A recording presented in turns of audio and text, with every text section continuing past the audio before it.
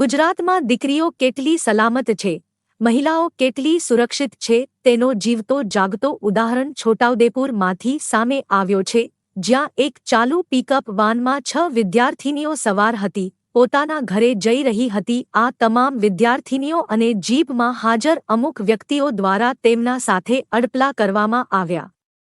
અડપલા બાદ વિદ્યાર્થિની એટલી ગભરાઈ ગઈ તેઓ મજબૂર થઈ ગઈ જીપમાંથી લગાવી છલાંગ। છોટાઉદેપુર જિલ્લામાં કોસિન્દ્રામાં આવેલા કુડિયા ગામની 6 વિદ્યાર્થિનીઓ શ્રી ટી.બી. વિદ્યાલયમાં અભ્યાસ કરે છે। શાળામાંથી છૂટ્યા બાદ તેઓ ખાનગી વાહનમાં ઘરે આવવા નીકળી।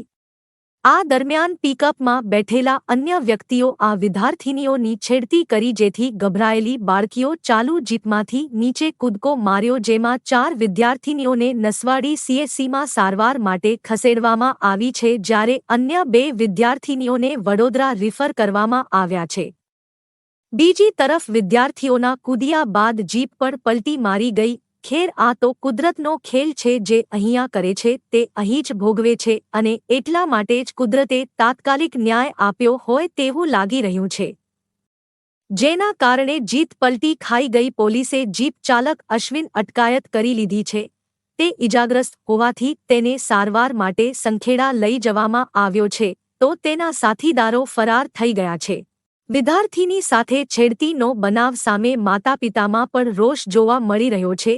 હાલ પોલીસે આ ઘટનામાં ફરિયાદ નોંધી લીધી છે। મામલો પ્રકાશમાં આવતા જ હર્ષ સંઘવીએ પગલાં લીધા છે અને આરોપીઓને પકડી પાડવાના આદેશ આપ્યા છે।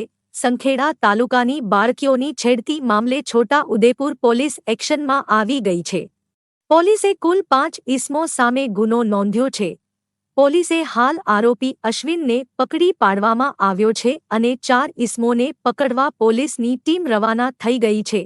ગુજરાતમાં દીકરીઓ સલામત નથી તેવી વાતો પણ વહેતી થઈ છે। સ્કૂલેથી ઘરે જતી 6 વિદ્યાર્થીઓ સાથે ચાલુ જીપમાં છેડતી થઈ। લાજ બચાવવા માટે જીપમાંથી છલાંગ મારી જાન। ગુજરાતમાં આની ચર્ચા થઈ રહી છે।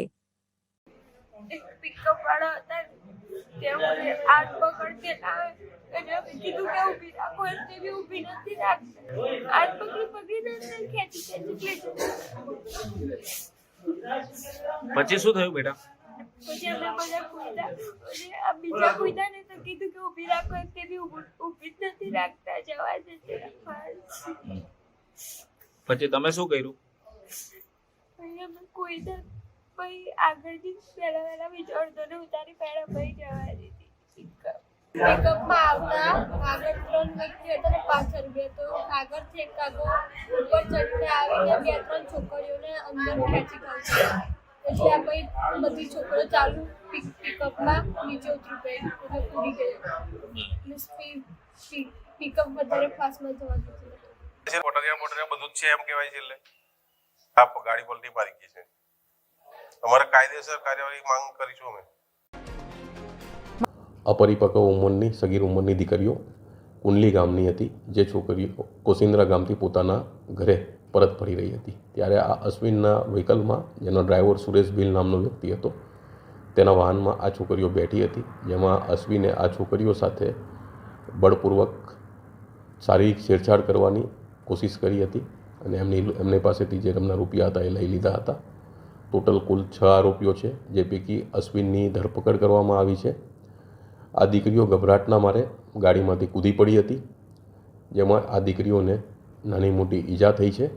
હાલ તમામ દીકરીઓ સુરક્ષિત છે। દીકરીના વાલીઓને અમે કાઉન્સેલિંગ કર્યું છે અને એક દીકરી જે ટીમમાં જે સૌથી મોટી ઉંમરની હતી, જે 17 વર્ષની હતી, જેની ફરિયાદ રજીસ્ટર કરવામાં આવી છે। તમામ આરોપીઓના નામ આવી ચૂક્યા છે। જે આરોપીઓના નામો છે અર્જુન ભીલ, પરેશ ભીલ, સુરેશ ભીલ, સુનિલ ભીલ અને શૈલેષ ભીલ। જે પૈકી સુરેશ આ વાહન ચલાવી રહ્યો હતો અને ખેત મજૂરોને સૌરાષ્ટ્ર પહોંચાડી રહ્યો હતો।